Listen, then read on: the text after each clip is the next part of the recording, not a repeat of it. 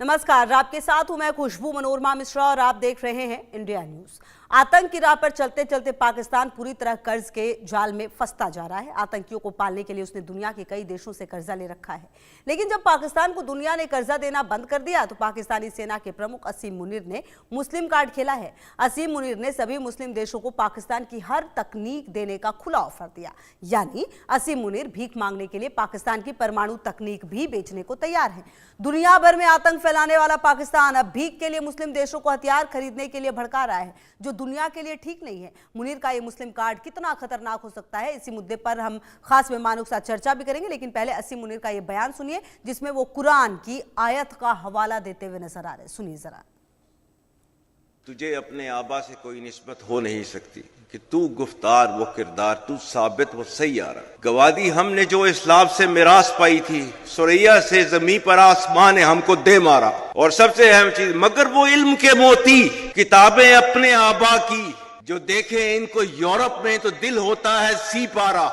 ये वो मजहब, वो दीन जिसके अंदर पहला लफ्ज आया था इकरा बिस्मि रब्बिकल लज़ी खलक, पढ़। वो इल्म जिसकी बिना के ऊपर आप दुनिया के ऊपर राज कर रहे थे, क्यों छोड़ दिया उसको? वो अल्लाह जिसने कायनात के अंदर जो पहली चीज बनाई वो थी कलम। रब्बे कायनात ने कुरान में लिखा हुआ है वइम्मा मा यनफ़उन्नास फयमकुसु फिल अर्ज़, हर वो चीज जिससे इंसानियत को फायदा हो उसको दुनिया में बाकी रखा जाता है। तो देखिए, भीख के लिए जो मुनीर है उनकी क्या प्लानिंग है, नई प्लानिंग जो है वो अब आपको ग्राफिक्स के जरिए हम समझाने की कोशिश करते हैं। देखिए, पाकिस्तान पर कुल कर्ज है 26 लाख करोड़ का। आप इसको पूरे पाकिस्तान के जो स्थिति है उसको आप समझने की कोशिश कीजिए। कुल कर्जा पाकिस्तान की जीडीपी का 70% है, मतलब उसकी जीडीपी का 70% हिस्सा है जो कर्ज है।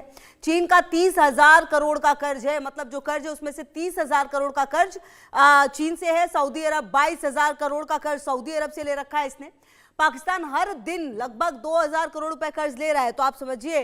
और आपको बता दें, आईएमएफ ने 1.2 अरब डॉलर का नया कर्ज इसे दिया है। जी हाँ, जिससे कि ये आतंकवाद को पालता पोसता है। लगातार कई देश आरोप लगाते हैं पाकिस्तान पर। कुल कर्ज जो है वो 26 लाख करोड़ का, जैसे कि हमने बताया। इसमें से आपको बता दें कि जो चीन है और जीडीपी का 70% है कुल कर्जा पाकिस्तान का। चीन का 30,000 करोड़ का कर्ज है, जबकि सऊदी अरब की अगर बात करें तो सऊदी अरब से भी अच्छी खासी रकम इसने ले रखी है। सऊदी अरब से भी 22,000 करोड़ का कर्ज ले रखा है। और इसके अलावा अगर आप देखें तो कहीं ना कहीं पाकिस्तान हर दिन 2,000 करोड़ ले रहा है, ये एक आंकड़ा कहता है।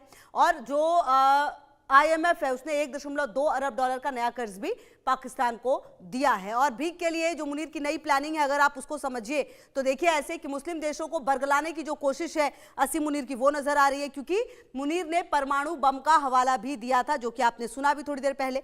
पैसों के लिए परमाणु तकनीक भी मुनीर देने को अब तैयार है, क्योंकि अब इनके पास कोई और विकल्प बचा नहीं है। हर तकनीक को उपलब्ध कराने का ऑफर भी दिया है। जो भी तकनीक इनके पास है वो उपलब्ध कराने की बात भी कही जा रही है। भीख मांगने के लिए इस्लाम के सहारे नजर आ रहे हैं मुनीर और पाकिस्तान। तो कुल मिलाकर अब शायद पाकिस्तान के पास कोई और रास्ता बचा नहीं, ये शायद आखिरी विकल्प है। और मुस्लिम कार्ड से क्या पाक को भीख मिलेगी, ये अपने आप में बड़ा सवाल है। ये भी अब आप ग्राफिक्स के जरिए समझिए। बदहाल अर्थव्यवस्था के लिए मुस्लिम कार्ड खेलते हुए असीम मुनीर नजर आए हैं। जी हाँ, इस्लामिक भाईचारे का हवाला दिया जिससे कि इनको भीख मिलेगी, इनको ऐसी उम्मीद है। मुस्लिम कार्ड से सऊदी ने कई बार मदद की है। जी हाँ, सऊदी अरब, अब आप देखिए कि कितना ज्यादा इसने कर्ज भी ले रखा है। सऊदी से अब भी 6.46 बिलियन डॉलर की उम्मीद है पाकिस्तान को कि वो देगा। वहीं अजरबैजान, कतर, टर्की, अजरबैजान से भी मदद की उम्मीद है। इसके अलावा आपको बता दें कि जो अजरबैजान है मदद की उम्मीद उससे भी है, टर्की से भी। और पाकिस्तान का ये अंदाज जो है हमेशा से नजर आया है, और एक बार फिर से वो अंदाज अपना जो है वो यहाँ पर पाकिस्तान नजर आ रहा है करते हुए। और मेरे साथ इसी मामले पर बातचीत करने के लिए दो गेस्ट जुड़ गए हैं। जी हाँ, मेरे साथ संजीव श्रीवास्तव जी, विदेश मामलों के जानकार, और मेजर जनरल रिटायर्ड जेके बंसल सर, रक्षा विशेषज्ञ भी जुड़ गए हैं। सबसे पहले जेके बंसल सर, आप ही के पास आते हुए, ये जो पाकिस्तान की अब स्थिति है, जो असीम मुनीर अब ये मुस्लिम कार्ड खेल रहे हैं, और कल ही 24 से ज्यादा चीजों की नीलामी की, जिसमें कि अपना जो पाकिस्तान का एयरलाइंस था उसकी तक की नीलामी हो गई है। अब ये परमाणु तकनीक तक देने को तैयार है, मतलब कि पैसे दो, परमाणु तकनीक लो, और पूरी दुनिया को बर्बाद करने का जो नुस्खा है वो लो। कुल मिलाकर यही बेचते हुए तो असीम मुनीर नजर आ रहे हैं। गुड आफ्टरनून खुशबू, बहुत ही अच्छा प्रश्न और बहुत अच्छा सब्जेक्ट आपने रखा है। ये देखिए, आप भूख के साथ साथ ये कि जो इस तरह के इनके एक्शन हैं वो एक इंस्टेबिलिटी क्रिएट करेंगे पूरे खित्ते के अंदर में, पूरा जो एरिया है उसमें। और सबसे बड़ी बात यह है कि जाकर के इनको बेवकूफ़ बनाते हैं, या बेवकूफ़ बनाने का मतलब ये मुनीर जो है लीबिया में गए हुए हैं। लीबिया में जाकर के उनको कह रहे हैं कि जी हम आपको हथियार देंगे, हम आपको हथियार बेचेंगे। अब ये दुनिया से हथियार खरीदते हैं, चीन से हथियार खरीदते हैं, दुनिया को क्या हथियार भेजेंगे? तो बेवकूफ़ बनाने वाली तरीका है। लेकिन मुस्लिम वर्ल्ड भी अब इस बात को समझ चुके हैं, इनके चक्कर में ज़्यादा पड़ने वाले नहीं है। लेकिन पुराना एक्सपीरियंस ये है कि ये या सुन्नी का एक रेडिकलाइजेशन भी कर देते हैं। और अगर ये दूसरों को जाने की बात करते हैं या जिहाद की बात करते हैं, तो ये खुद जो है इनके जिसको भी इन्होंने ट्रेन किया है, चाहे आप तालिबान ले लीजिए या अफगानिस्तान के अंदर में, और जितने भी रेडिकल्स हैं वो जिनको ये ट्रेनिंग देते हैं या पीएलओ को ट्रेनिंग देते हैं, तो वो सब रेडिकलाइज हो जाते हैं। तो रेडिकलाइज होने पर ये एक बहुत बड़ा वो है। लेकिन अब पाकिस्तान की आर्मी के पास में अपने जवानों को पैसा देने तक के लिए नहीं है, पेंशन देने के लिए नहीं है। तो इन सब बातों को देखते हुए अब जो है इनके जनरल जो वो भीख मांगने के लिए बजाय ट्रेनिंग करवाने के अपने जवानों को या सेना को मजबूत करने के, ये इधर उधर जाकर के भीख मांगना शुरू कर दिया है, जो कि एक बहुत खतरनाक खेल है। और खास करके जब ये परमाणु की बात करते हैं कि हम परमाणु हथियार देंगे, चाहे वो तुर्की को कहें, ईरान को कहें या सऊदी अरेबिया को, कहते हैं कि जी हम उनका प्रोटेक्शन करेंगे। अभी तो इनके ऊपर विश्वास भी नहीं रहा। पहले जो सऊदी अरेबिया को ये प्रोटेक्शन देते थे, तब वो प्रोटेक्शन उन्होंने अपना उनकी क्रेडिबिलिटी खत्म हो गई है। तो इन बातों को देखते हुए पाकिस्तान का हालात खराब है। और जब कहते हैं ये कि जी हम दुनिया को प्रोटेक्ट करेंगे, अपने आप को तो प्रोटेक्ट कर नहीं सकते हैं, इनकी मस्जिदों में रोज अटैक होते रहते हैं। और ये कहते हैं जो अपना मुस्लिम कार्ड खेल रहे हैं, तो मुस्लिम कार्ड खेलने के लिए सबसे बड़ी बात तो ये है कि अपने मुसलमान भाइयों को ही मार रहे हैं। बलूचिस्तान में कौन है, मुस्लिम है या हिंदू है? मुस्लिम ही है ना, वो हमको मार रहे हैं। जो खैबर पख्तूनख्वा में मार रहे हैं, जो इस तरह से ये। और अब जो है ना इनका जो एक प्लान वहां पर 20,000 सोल्जर भेजने का है, जो फिलिस्तीन के अंदर में, और वहां पर भी ये हमास के लोगों के साथ में उसको डिसआर्म करेंगे, उनके साथ अगेंस्ट में लड़ेंगे। तो ये भी एक इनका जो है, वो भी तो मुस्लिम ब्रदर है। तो ये सब कुछ अब चलने वाला नहीं है। लेकिन बेचारे बेबस होकर के हमें कुछ ना कुछ तो पैंतरे चलने हैं इनको। लेकिन असलियत कुछ दिन में अपने आप सामने आ जाएगी। Back to you. बिल्कुल। और सही बात है। देखिए संजीव जी, जिस मुहाने पर पाकिस्तान खड़ा है, अब पाकिस्तान ने हर चीज तो अपना ली। अब उसके पास बहुत ज्यादा विकल्प है नहीं कि उसको किस तरीके से कर्ज मिले, पैसा मिले। अब उसने ये तकनीक अपनाई है कि एक परमाणु को लेकर, जिसको लेकर वो लगातार गिदड़ भपकिया भी देता रहा है, परमाणु बम, परमाणु तकनीक को लेकर, अब उसे बेचने की तकनीक अपना रहा है। क्या लगता है आपको, कौन से वो देश है जो इससे प्रभावित हो सकते हैं और इसकी बातों में आ सकते हैं, पाकिस्तान की बातों में? नहीं, मुझे नहीं लगता मनोरमा जी कि जो बात इसके जो देख के कोई लोग उठा जा रहा है। और पाकिस्तान के अगर जो ये फील्ड मार्शल जो मुनीर हैं, इसेंशियली वो फील्ड ही हैं, लेकिन अपना सेल्फ प्रमोशन करते जा रहे हैं। तो वो जो इस तरीके की अगर बातें कर रहे हैं, मुस्लिम हितों की अगर बातें कर रहे हैं, तो सबसे पहले उन्हें पाकिस्तान के अंदर के जो मुस्लिम्स हैं उनका जो है ठीक तरीके से देखभाल करना चाहिए। चाहे वो अभी जैसा कि बंसल सर ने कहा, चाहे वो पश्तून हो, चाहे वो बलूच हो, चाहे वो सिंधी हो, चाहे वो जो भारत की जो टेरिटरी के जो ऑक्युपाइड जो टेरिटरी कश्मीर के जो लोग हों, सभी के साथ जिस तरीके का सेकेंडरी ट्रीटमेंट पाकिस्तान की ये जो पंजाबी सुन्नी डोमिनेशन वाले हुक्मरान करते हैं, उससे तो पहले से ही आपने अपने अंदर ही एक रिलीजियस डिवाइड पैदा कर रखा है। अपने देश के अंदर के ही मुस्लिम्स को आप जो है ठीक तरीके से ट्रीट नहीं कर रहे हैं, और आप विदेशों में जाकर के मुस्लिम हितों की बातें कर रहे हैं। तो कोई उनकी बात को गंभीरता के साथ नहीं लेने वाला। और पाकिस्तान के आंतरिक जो हालात हैं उसको भी ये मुस्लिम राष्ट्र समझते हैं, चाहे वो सऊदी अरबिया हो, यूएई हो, सभी इस बात को जानते हैं कि पाकिस्तान के अंदर की क्या स्थितियां हैं। और पाकिस्तान की चाहे वो आर्थिक स्थिति हो, बैंकरप्सी की कगार पे है, कभी वो सऊदी अरबिया और यूएई के पास भी भीख का कटोरा लेके पहुंचते हैं। आईएमएफ में तो अगर वो न जाए तो वो पूरी इकोनॉमी कोलैप्स कर जाए। और पिछले 25 वर्षों से स्थिति बनी हुई है। करप्शन जो है बिल्कुल अपार करप्शन है। और ये भी सारे मुस्लिम राष्ट्र जानते हैं कि अगर उन्होंने पैसा ज्यादा लगाया तो वो पैसा कहाँ जाएगा, किस करप्ट पॉकेट में जाएगा, वो इस बात को जानते हैं। तो इसी वजह से मुझे नहीं लगता कि इस तरीके की तकरीरें दे करके और इस तरीके की रिलीजियस बातें करके, रिलीजियस सेंटिमेंट्स पैदा करके ये कुछ ज्यादा समर्थन ले पाएंगे। और दूसरा मैं ये बात भी और भी कहना चाहता हूँ, पाकिस्तान के द्वारा अनेकों ऐसी अवसरवादी नीतियां अपनाई गई हैं कि जिसकी की वजह से मुस्लिम वर्ल्ड के अंदर भी पाकिस्तान को संदेह की दृष्टि से देखा जाता है। जैसे कि मैं आपको बताता हूँ, रसब तैयब अर्दोगान के नेतृत्व वाला ये टर्की है, वो नए ऑटोमान एम्पायर को खड़ा करने की महत्वाकांक्षा रखते हैं। वो मुस्लिम वर्ल्ड के नए खलीफा के तौर पर अपने आप को स्थापित करना चाहते हैं। और ये जो पाकिस्तान के हुक्मरान है, कभी ये दिखता है कि ये टर्की के नजदीक जाके बैठ गए हैं, टर्की के खेमे में जाते हुए दिखाई दे रहे हैं, और जब ये इस तरीके का मूव लेते हैं तो फिर सऊदी अरबिया और यूएई, जो कि टर्की की इस तरीके की महत्वाकांक्षाओं को अपने लिए खतरा मानते हैं, उनके अंदर पाकिस्तान को लेकर के भी आशंकाएं पैदा हो जाती हैं। और ये जो दो नावों की सवारी पाकिस्तान करने की कोशिश करता है मुस्लिम वर्ल्ड के अंदर भी, कि कभी टर्की खेमे में चले गए, कभी सऊदी अरबिया यूएई के खेमे में चले गए, उससे भी पाकिस्तान की जो क्रेडिबिलिटी है उसका ह्रास हुआ है। और एक बार इमरान खान की जब सरकार थी तो उस समय तो सऊदी अरबिया बेहद नाराज हुआ था जब पाकिस्तान के ने टर्की के साथ अपने संबंधों को बढ़ाने की कवायद की थी और कर्ज का पैसा मांगना शुरू कर दिया था। सऊदी अरबिया ने कहा कि आप जो हमने आपको कर्ज दिया उसको आप नियत समय पर वापस कर दें, और इस तरीके की मांग भी वहां से उठी थी। तो ये जो पाकिस्तान की क्रेडिबिलिटी, उसकी जो अवसरवादिता और उसकी विदेश नीति का चूंकि कोई बेस नहीं है, यही जो पाकिस्तान के हुक्मरान हैं, जब रशिया यूक्रेन का युद्ध शुरू हुआ था फरवरी 2022 में, तो तत्कालीन प्रधानमंत्री इमरान खान मॉस्को में मौजूद थे उसी दिन जिस दिन रशिया ने यूक्रेन पर हमला किया था। और पूरे अंतर्राष्ट्रीय समुदाय में ये अफवाहें फैलना शुरू हुई कि कहीं पाकिस्तान भी तो इस हमले में शामिल नहीं है जो यूक्रेन पर रशिया ने किया है। और बाद में 1-2 वर्षों के बाद ऐसी खबर आती थी कि अमेरिका के दबाव में और आईएमएफ से चूंकि कर्ज चाहिए, इसलिए अमेरिका के सामने भी वो भीख का कटोरा लेके खड़े थे, तो उनके दबाव में यही पाकिस्तान यूक्रेन को हथियारों की सप्लाई कर रहा है।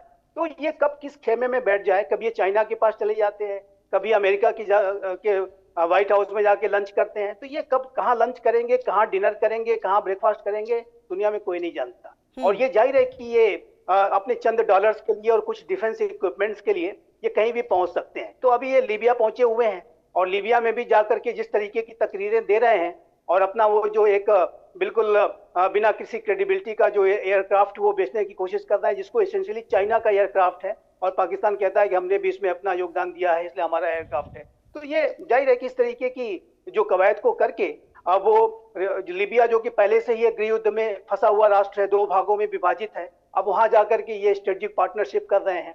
और जाहिर है कि इस तरीके की जो अवसरवादी तरीके की जो नीतियां हैं ये पाकिस्तान जैसा राष्ट्र ही कर सकता है।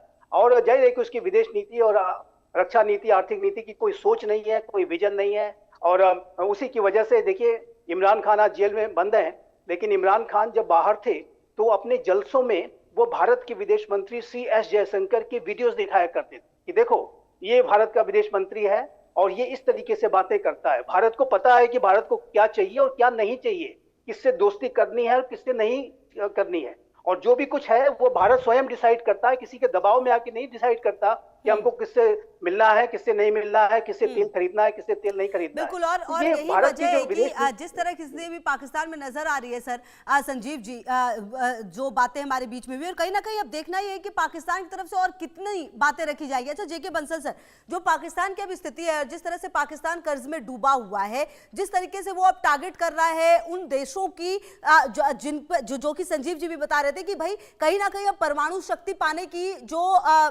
मन है, इच्छा है, वो किन देशों में हो सकती है और कौन से वो देश हैं जो पाकिस्तान के साथ इस तरह की डील के बारे में सोच भी सकते हैं, और अगर सोचेंगे तो ये डील करना कितना आसान हो जाएगा, कितना मुश्किल है अभी के टाइम में?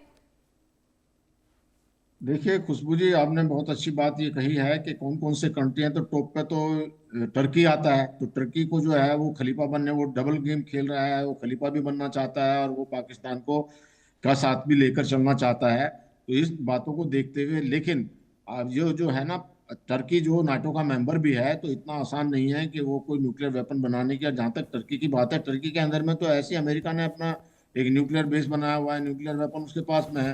तो टर्की तो खास करके एक जो टर्की जो मुस्लिम देशों का खलीफा बनना चाहता है, तो इसलिए इस तरह के हरकत करता है। और वो भारत के अगेंस्ट में भी पहले जो टर्की की भारत से बड़े अच्छे संबंध थे, व्यापार था, सब कुछ था, लेकिन पाकिस्तान का सपोर्ट करके टर्की जो है वो अब भारत से दूर होता जा रहा है। जहाँ तक दुनिया को वेपन देने की बात है, अब इनके जो F-16 या F-15 जो फाइटर जेट हैं, उनको मेंटेन करने के लिए इन्होंने रिक्वेस्ट किया और भीख मांगी थी अमेरिका से कि भाई हाँ कुछ $500 मिलियन या कुछ ऐसे दिए थे कि उनको कर दिया जाए। तो अब ऐसी स्थिति में जो दूसरे लोगों से भीख मांग रहा है अपने हथियारों को रखने के लिए, और जो झूठा प्रचार करके, जैसे लीबिया में जाकर, जैसे संजीव जी ने कहा, उनको कहा कि हम आपको हथियार भेज देंगे। भाई आप कहाँ के हथियार बना रहे हैं जो आप बेचेंगे? आप कुछ तो चाइना से लेते हो, कुछ जो है अमेरिका से लेते हो, तो आपका तो अपना कुछ है ही नहीं। और इनके अंदर में कुछ है क्या अभी तो अपना, ये इनके खास करके जो आर्मी के जनरल हैं वो पैसा इकट्ठा करते रहते हैं, और जितना भी पैसा आता है वो सब बांट लेते हैं। और इस प्रकार से देखते हुए अभी भी ये सोच रहे हैं कि कुछ डॉलर इधर उधर से जो आएंगे उनको अपनी जेबों में भरेंगे और कुछ विदेश में भेज देते हैं। तो इस तरह की जो इनकी नीति है वो बिल्कुल एकदम खतरनाक है। और पाकिस्तान जो वो, लेकिन एक बात ये समझ जानी चाहिए सभी मुस्लिम कंट्रीज को भी कि पाकिस्तान को अब ज्यादा सपोर्ट नहीं करना चाहिए, क्योंकि इनकी बेइज्जती वैसे ऐसे ही नहीं वैसे भी हो रही है। वैसे ये हो रही है कि किसी देश में जाते हैं सब जगह इनके भिखारी हैं, जो गल्फ कंट्रीज में, सऊदी अरबिया के अंदर में भी हैं। अब इनके पास ऊपर इतना जो है दबाव पड़ने लगा है कि पाकिस्तान ने करीब 66,000 लोगों को बैन कर दिया कि बाहर नहीं जाएंगे। वो जाते हैं हज के नाम से, जा वहाँ बिजनेस का वो भीख मांगने लग जाते हैं या आतंकवाद फैलाते हैं। तो जब इस तरह के, अब वो जो एक इमोशनल कार्ड या जो ये एक मुस्लिम कार्ड खेलते थे, मेरे ख्याल से वो धीरे धीरे अब खत्म होने लगा है। और पाकिस्तान की ये जो चालें हैं वो अब नहीं चलनी है। पाकिस्तान को अगर कुछ करना है तो अपने देश में स्थिरता लाए, इधर उधर ना जा करके अपनी इकोनॉमी को बढ़ाए, अपने जो है जो उनके राज्य हैं उनके साथ से ठीक से व्यवहार करे। जैसे खैबर पख्तूनवा है, या वहाँ के साथ में इन्होंने लड़ाई झगड़ा किया हुआ है, उनको अभी उनकी जो गवर्नमेंट है, वहाँ की स्टेट गवर्नमेंट है, उसको डिस्टेबलाइज कर रहे हैं। इसी तरह से जो बलूचिस्तान है, वो जो 43% उनका एरिया और सबसे रिच कंट्री है खनिज में, उनको कुछ देते नहीं, उनके साथ झगड़ा किया हुआ है। पीओके को बिजली बनाता है पीओके, उनको बिजली भी महंगी देते हैं, नहीं भी देते। तो इस प्रकार से देखते हुए पाकिस्तान के हालात बहुत खराब हैं। और खराब इसलिए हैं कि अब आईएमएफ ने बड़ी सख्त कठोर इनके ऊपर में शर्तें लगा दी हैं कि आप अपनी एयरलाइन को बेचिए, जितनी भी आपकी गवर्नमेंट की एजेंसी हैं उनको प्राइवेटाइज करिए, तभी जाकर इन्हें प्राइवेटाइज करने के बाद में इनको होगा। अब क्या है कि ये जो है ना, काफी कुछ जो पीओके के अंदर में वो सब्सिडी देते हैं। अब वो सब्सिडी भी एक कंडीशन है आईएमएफ की कि वो आप सब्सिडी नहीं देंगे। अगर पीओके को सब्सिडी नहीं देते तो पीओके तो इनको छोड़कर फटाक से अवश्य ही भारत में मिलने के लिए तैयार है और जल्दी आ जाएगा। तो इस तरह से देखते हुए पाकिस्तान के टुकड़े टुकड़े होना, जो इनकी ये नीतियां हैं वो कर देंगी इनको, इनकी कोई सच्ची नीति नहीं है। और जब तक ये आर्मी का राज रहेगा वहां, तब तक ऐसा ही चलता रहेगा, क्योंकि आर्मी सिर्फ अपना ही अपना देख रही है, सिविलियन के लिए कोई फायदा नहीं हो रहा। पैसा आता है वो भी इन्हीं के अंदर में बढ़ जाता है, इनकी ही कंडीशन अच्छी होती है। बाकी तो पाकिस्तान में एक भुखमरी का स्थिति है। तो इन बातों को देखते हुए मुस्लिम कंट्रीज को भी समझना चाहिए कि पाकिस्तान को इस तरह का कोई समर्थन ना दें, और इनको हिदायत दें कि आप अपनी इकोनॉमी बढ़ाइए और अपने कंट्री को, ये टेररिस्ट को भेजना दूसरे कंट्री में बंद करिए। बैक टू यू खुशबू। बिल्कुल। और कहीं ना कहीं संजीव श्रीवास्तव जी देखिए, ये बात भी सच है कि जिस तरह से पाकिस्तान की स्थिति इंटरनली अगर हम देखें, उसे पैसे मिल भी जाएं अगर, तो भी क्या बदलेगा पाकिस्तान में? ऐसा तो होगा नहीं कि बलूचिस्तान खैबर पख्तूनख्वा के लोगों को जो असीम मुनीर शहबाज हैं वो पैसे देकर उनकी स्थिति ठीक कर देंगे, जबकि वो पाकिस्तान का ही हिस्सा है। कुल मिलाकर पाकिस्तान अभी तमाम परिस्थितियों से जूझा हुआ है, वो दिख रहा है परेशान। बावजूद इसके असीम मुनीर की जो चाल है वो देखिए कम नहीं पड़ती, और इसी से पता चलता है कि पाकिस्तान जैसे देश के हुक्मरान जो है वो किस तरह की सोच रखते हैं। देखिए, ये बिल्कुल सच है। और देखिए, पाकिस्तान के, मैं न्यूक्लियर वेपन्स के बारे में कहना चाहता हूं कि ये जो पाकिस्तान का जो न्यूक्लियर वेपन्स है, इसको इलीगल इलिसिट तरीके से अनेक राष्ट्रों में देने की जो साजिश है, वहां पर डॉक्टर अब्दुल कादिर खान, जो वहां के न्यूक्लियर साइंटिस्ट थे और जिन्होंने एक टेक्नोलॉजी इस तरह की यूरोपीय देशों से चुरा करके वो पाकिस्तान लाए थे, वो उसी तरीके की चोरी का जो कृत्य है वो अन्य राष्ट्रों को भी करने की साजिश रच रहे थे, और जिसमें कि टर्की के साथ भी संपर्क था, और जो नॉर्थ कोरिया के साथ और ईरान जैसे राष्ट्रों के साथ भी इस तरीके के एलिगेशंस रहे। तो ये जो पूरी, और अब्दुल कादिर खान पूरे विश्व में जो न्यूक्लियर मटेरियल का और न्यूक्लियर टेक्नोलॉजी के जो इस तरीके के इलिसिट ट्रेड को करने का और उसकी जो तस्करी को के लिए कुख्यात थे, और अंतर्राष्ट्रीय समुदाय में उनकी वजह से भी पाकिस्तान की बहुत किरकिरी हुई थी। और तो जाहिर है कि ये जो राष्ट्र है, उसका जो न्यूक्लियर बिहेवियर रहा है, इसका जो न्यूक्लियर ट्रैक रिकॉर्ड रहा है, वो बहुत ही ज्यादा गैर जिम्मेदाराना रहा है। और ये जो पाकिस्तान है, यदि विश्व में करके अगर ये कहेगा कि हम जो है आपको न्यूक्लियर प्रोटेक्शन देंगे इत्यादि इत्यादि, तो जाहिर है कि उसको भी बहुत संदेह के साथ देखा जाएगा। और इस तरीके का अगर कुछ कदम पाकिस्तान ने अपनी टेक्नोलॉजी को यहाँ वहाँ करने का, उसके प्रोलिफरेशन को करने का उठाया, तो फिर अंतर्राष्ट्रीय समुदाय, चाहे वो IAEA हो, चाहे वो पूरा अंतर्राष्ट्रीय समुदाय हो, ऐसे समय में पाकिस्तान के पिछले जो गैर जिम्मेदाराना और बहुत ही अस्थिर और नेगेटिव ट्रैक रिकॉर्ड को ध्यान में रखते हुए उसके ऊपर बड़ी से बड़ी कार्रवाइयां भी कर सकता है, सैंक्शंस वगैरह भी लगाए जा सकते हैं। तो ये न्यूक्लियर वेपन्स वगैरह का ये प्रोडक्शन देने का जो क्रेडिबिलिटी है वो पाकिस्तान के पास नहीं है। पाकिस्तान का न्यूक्लियर ट्रैक रिकॉर्ड बहुत ही ज्यादा इररिस्पॉन्सिबल रहा है। कल को पता चला कि आप ये न्यूक्लियर वेपन्स का किसी आतंकवादी के हाथ में पड़ गए तो फिर क्या होगा। तो ये पूरे पाकिस्तान के न्यूक्लियर वेपन्स पर अंतर्राष्ट्रीय समुदाय की बहुत ही क्लोज वॉच रहती है, चाहे IAEA हो। अमेरिका का यदि पाकिस्तान में इतना एंगेजमेंट बना रहता है खुशबू जी, तो उसका एक बड़ा कारण ये भी है कि अमेरिका पाकिस्तान के न्यूक्लियर वेपन्स को बहुत ही क्लोजली मॉनिटर करता है। IAEA भी उसको बहुत क्लोजली मॉनिटर करता है और हम भी करते हैं। आने वाले समय में ये बात जो आप कह रहे हैं संजीव जी, देखना ये होगा कि कितना सही और मॉनिटर यहाँ पर इनको किया जाएगा और जो बातें असीम मुनीर की तरफ से कही जा रही है उसका क्या असर आने वाले समय में उन